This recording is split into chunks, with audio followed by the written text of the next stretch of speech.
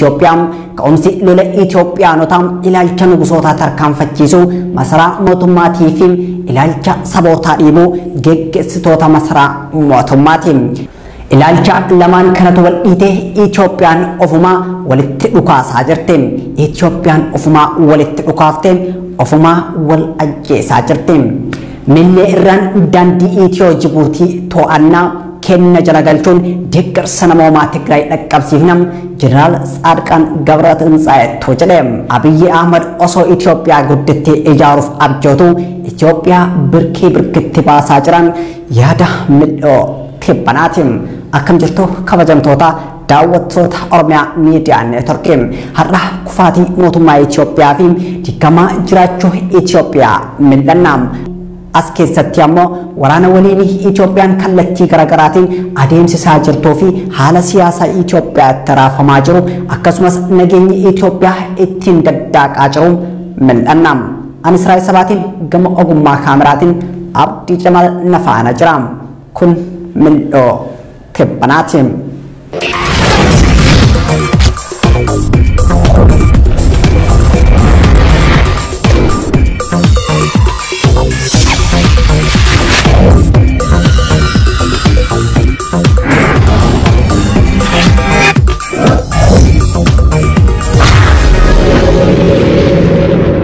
Gareen bilisiginaa Itoophiyaa biyya uummata miiliyoona 110 fi sabaa fi sablammootaan 80 ol qabdu siyaasa raafameen raasee qilee kufaatii irraan gaheetii jira.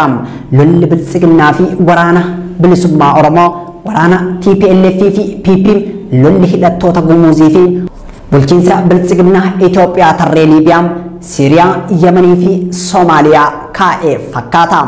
Butamuun qabsoo uummataa daandii haaromsaa irraa maquun jijjiiramaa gufachuun ce'umsaa gaafiin uummata Oromoo deebii dhabuun waliigalteen ABO fi mootummaa jidduutti mallatteeffame kabajamuu dhabuun qeerroon ija diinaatiin laallamuun waraanni bilisummaa Oromoo gaafiin Oromoo hin deebine jechuun bosonatti hafuun sabboonummaa sabummaa caalaa sabboonummaa Itoophiyaa leellisuun Abiyyi Ahmad Itoophiyaa ibidda siyaasaa keessa dhaabe.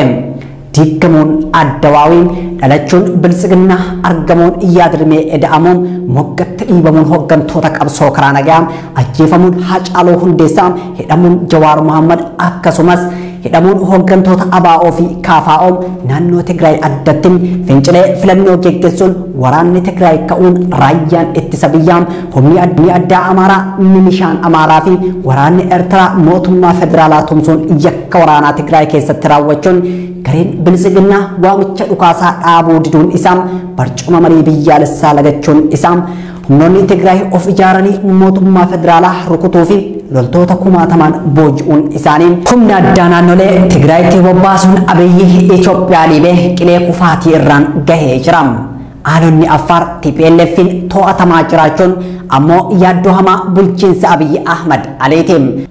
Xiinxaltoonni siyaasaa fi rogeeyyiin miidiyaa baay'een lola Affaar duuba tarsiimoo daldala jeequutu jira jechuun dubbataatii jiru.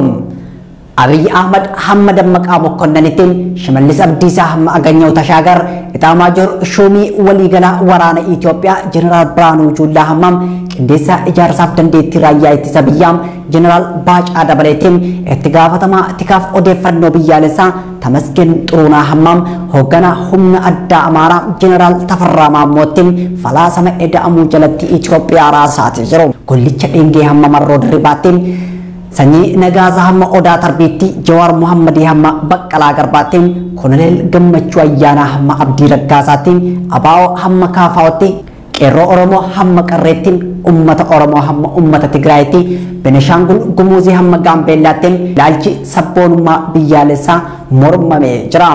Waraanni adeemsifamaa jiru waraana tokkummaa Itoophiyaa awwaala eenyummaa sabootaa irratti dhaabuu fi waraana eenyummaa sabootaa eenyummaa qeenxee sabootaa danuu irratti dhaabuutiin dhukaasa qawwee waggaa 3 Oromiyaa lixaa fi kibbaa keessatti adeemsifamaa tureen lola ji'a 9 Tigraayittiin adeemsifamaa tureen haleellaa Beneshaangul Gumuuz keessatti taasifamaa ture humna raayyaa ittisa biyyaa Itoophiyaa akka malee dadhabsiise jechuun xiinxaltoonni dhimmoota gaanfa Afrikaa dubbataati jiru. Bulchiinsa biltsiginnaa fi poolisiin bulchiinsa isaas amaloota abbaa irree hundatti dhimma bahuun lola kana injifachuuf ejibbaata dhumaa taasisaati jiru. Garuu gareen waraana bilisummaa Oromoo kan gaafiin uummata Oromoo Itoophiyaa eenyummaa qeenxee fi kompoortaa dimokiraasii uffatte keessaan hendeebu'uu jechuun bosonatti hafeen wal'aansoo taasisaa jiruun gareen TPLF kan waggoota 27f aangoo mootummaa Itoophiyaa irra turee fi hidhattoonni gumuus lafoota baay'ee harka mootummaa federaalaatii baasuun kufaatii bulchiinsa biltsiginnaa saffisiisaa jiru jechuun dubbatamaa jira. Sirni Koloneel Abiyyi Ahmad ejibbaata dhumaa ilmaan hiyyeessaa kan kaleessa shanee jechuun ajjeesaa ture har'a ammoo maqaa poolisii idileetiin ibidda waraanaatti bobbaasaa jira. Mootummaan Dargiin Koloneel Mangistuu Hayilamaariyaam waraana biyyaalessaa jechuun gadaamessa haadhaa yoo maseenso mootummaan biltsiginnaa Koloneel Abiyyi Ahmad poolisii idilee taatan jedhuun ilmaan hiyyeessaa waraanatti oofaati jira. Dargaggeessa kaleessam shanee jedhanii ajjeesan har'a ammoo dirqama biyyaa jechuun leenjii ga'aa malee ibiddatti ergaa jiru. Kaleessa sabboonummaa isaatiif dargaggeessi ajjeefamuun kan mana hidhaatii baafamee arrasaasaan tumamuun kan reeffi isaa bosonatti bineensi nyaateen har'a akkamitti fira ta'ee duula waraanaatiif filataman gaafiidha.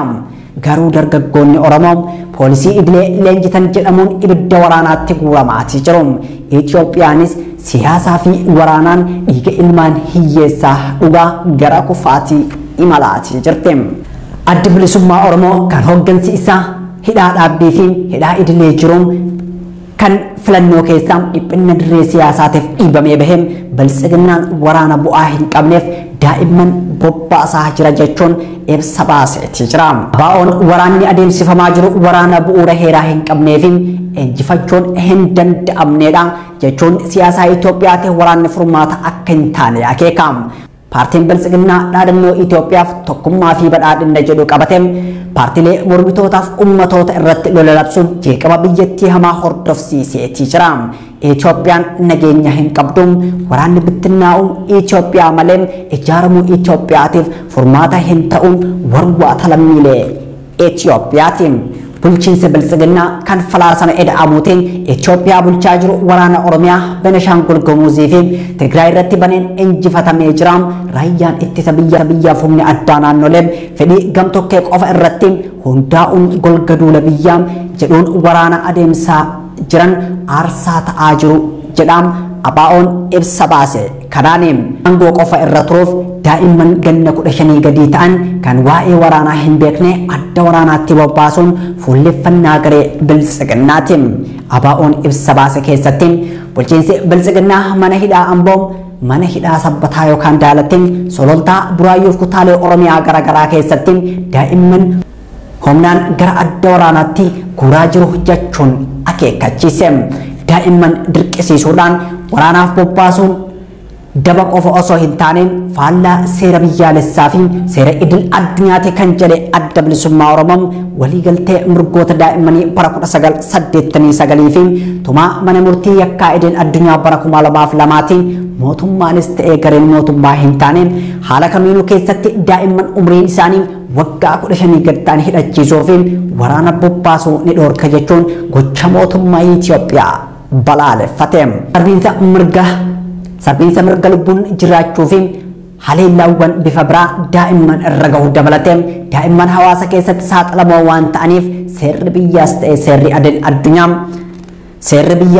seerri idil addunyaa daa'imman waraanaaf bobbaasuu ni dhoorka jechuun ibsa isaa keessatti yoo eeru biltsiginnaan abdii waan kutatteef daa'imman waraana bu'aa hin qabneef bobbaaseen yakka hamaa raawwachaa jira jechuun qeeqeetii jira. Sochiin waraana bulchiinsa Abiyyi Ahmad heera biyyaalessaaf waliigaltee idil addunyaa cabsuun daa'imman dirree waraanaatti bobbaasaa jiru hordofuun xiinxaltoonni garaagaraa yaada isaanii kennaatii jiru. Mishigiin Abiyyi inni dhumaa daa'imman akaawwii nyaattee hin quufin haadha abbaa jalaa guureen ibiddatti naquudhaan lola taankiin dadhabeen uleen yaajiraam jechuun Abiyyi Ahmad humna waraanaa guddaa fi meeshaalee waraanaa Tigraayitti bobbaaseen mo'atame amma ammoo daa'imman haadha abbaa jalaa guureen adda waraanaatti bobbaasuun mo'achuu hin danda'uun yaada xiinxaltootaati. ilmaan Oromoo yeroo kanatti duula birgeedii Minilik karristii Amaarummaa deebifachuuf lolaa jiruuf duuluu caalaa duute hin jiruun karaa Miniliktuun du'aa ka'ee Oromoo lolchiifatee impaayera isaa haroomfachuuf dhidhiitataa jira. Kun kan tahaa jiru ammoo yeroo itti qeerroon Oromoo gara waraana bilisummaa Oromootti of jijjiiruun ulfinna Oromoof Oromiyaa falmachaa jirutti dulli kun duula babal'ifannaa lafaa finxaaliyyii Amaaraa taasisaa jiranidha. Akeekaa fi kaayyoo bulchaan bilisiginnaa dargaggoota Oromoo dirree waraanaatti bobbaasaa jiruuf saaxilu. Qeerroo gaafa xiiqii waboon malee qeerroo Minilikoomu Oromoon hin dhalchine kan jedhus yaada mormii sochii waraana bilisiginnaa yoo ta'u, warri qalbii qabdan ijoollee Oromoo humnaa fi gowwoomsaadhaan qabamtee Minilikootaaf akka loltu oofamaa jirtu jalaa qabaa deebisaa kan jedhus dhaamsa isaaniiti. Hiriirri Oromoo waboo waliin malee faallaa isaa goranii Minilik loluu miti jechuunis dubbatu. Birgeediin Minilik kan Abiyyi Ahmad dhala Oromoo birmachiisaa fi jiru ji'a 3 dura Oromoota Walloo waraana irratti banuun fixaatee ture. Dargaggoonnii fi finxaaliyyiin naannichaa hiriira bahuun Oromummaan haa barbadaa'u jedhaa turaniin Oromummaa barbadeessaa daboon waraanaa dargaggoonni Oromoo isaanii bahu hin jiruunis yaada uummata Oromooti. Dargaggoonni Oromoo Minilikin tumsuuf gara waraanaa socho'uu hin qabaniin Oromoon lola itti hin milkooynee fi isa hin ilaallanne keessatti ilmaan isaa du'aaf kaadhimuu hin qabu. Dhaloonni qabsoo karaa nagaatiin wayyaanee kaase qabsoo hidhannootiin qabsoo Oromoo cimsuu qaban dhaamsa rogeeyyii miidiyaati. Dargaggoonni Oromoo birgeedii Minilikiif tumsuu caalaa birgeedii Oromoof yoo tumsan milkaa'uun ilaalchi gita sabaatii fi eenyummaan sabaa birgeedii Minilik jalatti hin dhugoomu. Humni birgeedii Minilikiin of waamu heera Itoophiyaa federaalizimiin eenyummaa fi afaan sabootaa balleessuun eenyummaa tokko qofa Itoophiyaa keessatti oomishuu barbaada. Ka'umsi waraanaa waliinii Itoophiyaa, ka'umsi lola Itoophiyaanotaa ilaalcha nugusootaa tarkaanfachiisuun masaraa mootummaatii fi ilaalcha sabootaa dhiibuu geggeessitoota masaraa mootummaati. Ilaalcha lamaan wal dhiiteen Itoophiyaan ofumaa walitti dhukaasaa jirti. Itoophiyaan ofumaa walitti dhukaastee ofumaa wal ajjeesaa jirti. Gareen Dr. Dabratsiyoon Gabra Mikaa'el, gareen Geetaachoo Raddaa waraanni Jeneraal Saadqaan Gabrateensaa'een hoogganamuun Affaar seenuun aanaalee 3 yoo to'atu humna addaa poolisii Oromiyaa garasitti bobbaafame akka barbadeesse miidiyaaleen garaagaraa gabaasaatii jiru. Waraana Itoophiyaa keessatti adeemsifamaa jiruuf Affaar lafa tarsiimoo lola waliinii Itoophiyaa ta'a akka dhuftes dubbatamaati jira. Ittisaa Tigraay kan Affaar seenee fi daandiin guddichi Itiyoo Jibuutii to'achuuf akka ta'e xiinxaltootaan dubbatamaati jira. Itoophiyaan biyya balbala galaanaa hin qabne yoo taatu meeshaaleen biyya keessa galanii fi bahan dhibbeentaan 95 daandii kanaan daddabarfamu. Daandiin kun humnoota TPLF'n to'atame jechuun sochiin daldalaa Itoophiyaan daandii kana irratti taasistu guutumaan guututti dhaabbata kan jedhan xiinxaltoonni kun ammoo bulchiinsa Abiyyi Ahmediif kufaatii biraati jedhu. Daandiin baaburaa fi daandiin konkolaataa Jibuutii wal qunnamsiisuun lafa istiraateejii waraana waliinii Itoophiyaati. Akka xiinxaltoonni jedhanitti humni ittisa Tigraay haleellaa Affaar keessatti raawwate duuba kan jiru daandii jiraachuu fi jiraachuu dhabuu Itoophiyaa mirkaneessuun daandii Itiyoo Jibuutii qabachuudha jedhu. Maqaa duula olaantummaa seeraa jedhuun lola eenyummaa fi sabboonummaa sabootaa irratti baneen Itoophiyaa ijaaraa jira kan jedhu bulchaan Itoophiyaa Abiyyi Ahmad Aliin imala Itoophiyaa bittinneessuu waan itti fufe fakkaata. Ji'oota dura gaazexaan The Africa Report jedhamuun mata duree Itoophiyaan ijaaramaa jirti moo diigamaa jirti? Is Ethiopia coming together or failing apart jedhu jalatti xiinxala bal'aa kaa'eeti ture. Mee xiinxala The Africa Report waa'ee ijaaramuu yookaan diigamuu Itoophiyaa irratti barreesse of duuba deebinee haamil annoom. The Africa Report barruu mata duree Itoophiyaan ijaaramaa moo diigamaa jirti jedhu jalatti raaga kaa'een qophiin waraanaa gama TPLF fi mootummaa federaalaatiin taasifamaa ture. Lolli hammaataa ka'uu akka danda'uu fi biyyattii waraana dheeraa waliinii keessa seensisuu akka danda'u raageetii ture. Dhumarrattis biyyi kun diigamuu malti jedhee tilmaame. Africa reporting rakkoon ce'umsa hoogganuu dhabuu mismanaging transition Itoophiyaa rakkoo siyaasaa humna waraanaan furuuf yaalutti ceesisee jedha. The African reporting waa'ee warraaqsa bara 2014 hamma bara 2018 adeemsifame yoo ibsu qabsoo fi diddaan uummata guutuu Itoophiyaa keessatti adeemaa ture riiformiin waliigalaa biyyattii keessatti akka adeemsifamu taasifame jechuun haala ture dubbistoota isaa yaadachiise. Haala injifannoon uummataa adda dimokiraasaa warraaqsa uummatoota Itoophiyaa harkatti yoo kaasu gaazexaan siyaasaa Itoophiyaa irratti xiinxala bal'aa kaa'e kun ce'umsa gara dimokiraasii taasifamu milkeessuuf paartii adda dimokiraasaa warraaqsa uummatoota Itoophiyaa gaafatama akka fudhatu taasifamuun achi keessaa Dr. Abiy Ahmed filamuun deebi'ee qabsoon uummataa yaadgeen harkatti kufte jechuun ibse. Abiyyi bara 2018 yeroo gara aangoo dura taa'ummaa Addawaayii fi muummicha ministeeraa dhufu humnoota Tigraay karaa siyaasaa nageenyaaf diinagdeetiin caasaa haaraa keessatti hin hirmaachisne. Kunis humnoota Tigraay biratti mufannaa uumeen wal shakkiin mootummaa federaalaa fi TPLF guddataa dhufuun gara waraanaatti geessuu danda'e jechuun adeemsa waraanni waliinii Itoophiyaa itti jalqabeen dubbistoota isaatti hime. Jawaar Mohammadis yeroo garaagaraatiin xiinxala dhimma mootummaa giddu galeessaa fi adda bilisa baasaa uummata Tigraay irratti kennaa tureen mootummaa Tigraay riiformii siyaasaa diinagdeef nageenyaa keessaa dhiibuun biyya tana ibidda siyaasaa hamaa keessa dhaabaa jechuun raagaa ture. Har'a Itoophiyaan siyaasaa hooggantoota isiitiin raafamaati jirti. Rakkoon mootummaa federaalaa fi TPLF rakkoon mootummaa Itoophiyaa fi waraana bilisummaa Oromoo rakkoon hidhattoota Gumuzii fi bulchiinsa bilisiginnaa sababoota lama aangoo fi ilaalcha siyaasaa yookaan aayidiyooloojii fi mootummaa gosa kamii Itoophiyaa keessatti ijaarra kan jedhu irraa madda kan jedhe The African reporting Abiy Ahmediif adda bilisummaa uummata Tigraay yaadaa fi ilaalcha kamiin biyya bulchinaa fi egeree biyyattii irratti mul'ata siyaasaa garagaraa qabaachuu isaanii irraa kan ka'e dorgommiin aangoo isaan jidduutti dhalate jechuun garaagarummaa ilaalcha siyaasaa garee Abiy Ahmed kan sirna leexaa leellisuu fi gareewwan bilisummaa fi eenyummaa sabootaa leellisan ibsa. TPLF filannoo sadarkaa naannootti taasisuu fi humni federaalistii dhugaa ana jechuun isaa aangoo mootummaa federaalaa na harkaa butuu danda'a shakkii jedhu keessa Abiy Ahmed buuse. Abiy Ahmed ammoo nama yeroo dheeraaf abjuu mootii tahuu qabuu fi humna aangoo isaatti dhufu kamiyyuu balleessuuf hooggana qophaa'edha jechuun amala bulchaa Itoophiyaa kan barreessaa Afrikaan reporting fedhiin aangoo dheereffachuu TPLF fi abjuun mootii tahuu Abiy Ahmed walitti bu'ee ibidda waraanaa gidduu isaaniitti dhalachuun abdiin dimokiraasii uummata Itoophiyaa TPLF fi PP gidduutti dukkanaa'uu ibse. Bilisummaa Oromoo dantaa Oromoo fi Oromiyaa kabachiisuuf jalqabuma bosona Oromiyaa filate. Hidhattoonni Gumuzis haaluma wal fakkaatuun bulchiinsa Abiy Ahmed irratti fincilaniin lolli bilisiginnaaf waraana bilisummaa Oromoo jidduutti adeemsifameen dhiiga jabaa Oromiyaa keessatti yoo dhangalaasu waraanni TPLF fi bilisiginnaa jidduutti adeemsifame ammoo Itoophiyaa raase. Kaleessa abdii dimokiraasiif ce'umsaa hawwii nageenyaaf misoomaatti dukkanaa'e. Har'a abdii jiraachuun Itoophiyaa fi Itoophiyaanotaatti dukkanaa'aati jira.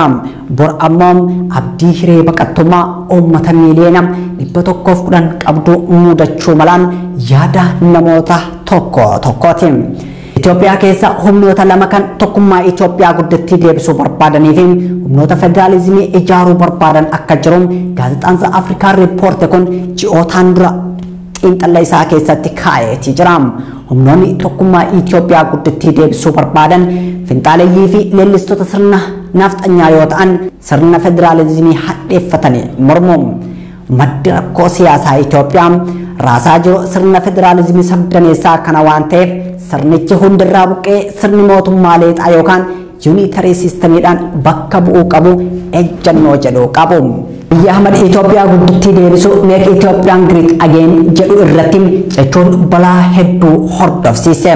Abiy Ahmed aliitiif Itoophiyaa guddatti jechuun mormaa fi morkataa tokko malee biyya sirna nugusummaa isaa fudhatte abjuu aangoo isaa dhugoomsite yoo taatu sabaa fi sablammootaaf garuu biyya sirna kaleessaa seenaa aadaa afaaniif duudhaa amaaraa irratti ijaaramte jechuudha. gareen lammataa Itoophiyaa keessa jiruun garee federaalizimii dhugaa Make Ethiopian a Real Federal State Campaign ijaaruudhaan qofaan Itoophiyaan fayyuu dandeessi jedhanii amananiidha. Itoophiyaa keessatti ilaalchi nugusootaaf sirni qeenxee nageenya Itoophiyaa mirkaneessuu hin danda'u. Lolli marsaa lammaffaan adda bilisa uummata Tigraay fi biltsiginnaa jidduutti adeemsifamaa jiruun lola aangoo dheereffachuu fi lafa babal'ifachuuti jedhamuun yeroo garaagaraatti dubbatama. Akkuma The African Report xiinxala bal'aa kaa'een Abiyyi Ahmad mooraa finxaaliyyii Itoophiyaa qeenxee keessaan ajandaa Itoophiyummaa tarkaanfachiisaati jira. The African Report lola amma babal'ifannaa lafaa kan Amaarri Birgeedii Minilikii fi Birgeedii Teediroos jechuun lolaa jiru kanaan Amaarri kaayoo gurguddoo sadiif TPLF lolaa jira jechuun xiinxalle. Kan jalqabaan babal'ifannaa lafaa kan lammaffaa TPLF fi heera mootummaa federaalizimii sabdaneessaa diiguu yoo ta'u kan sadaffaa immoo kabajaa fi ulfinna keenya durii deebisna kan jedhudha jechuun xiinxalle. Har'a lolli taasifamaa jiruun lola babal'ifannaa lafaa fi lola eenyummaa sabootaa balleessuuti.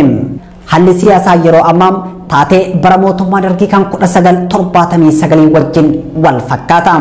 Koloneel Mangistuu Hayilamaariyaam rakkoo siyaasaa keessaa fi alaan isa mudate yeroof waan injifate itti fakkaatee ture.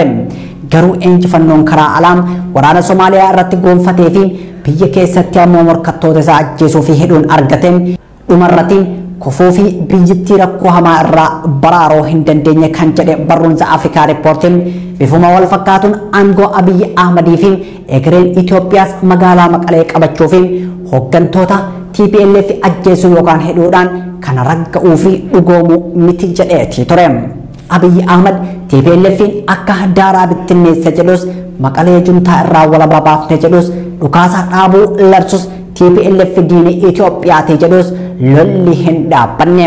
Dhiibbaan biyyoonni lixaa taasisan tumsa finciltoota loluuf Abiyyi mootummaa Eertiraa wajjin tolfate akkasumas yaalii siyaasaa biltsiginnaa namummaa irratti hundaa'ee ijaaruuf taasisaa jiru sirna bulchiinsa isaa fi biyyattii guututti diiguu yookaan carraa biraa qabatee itti dhufuu mala.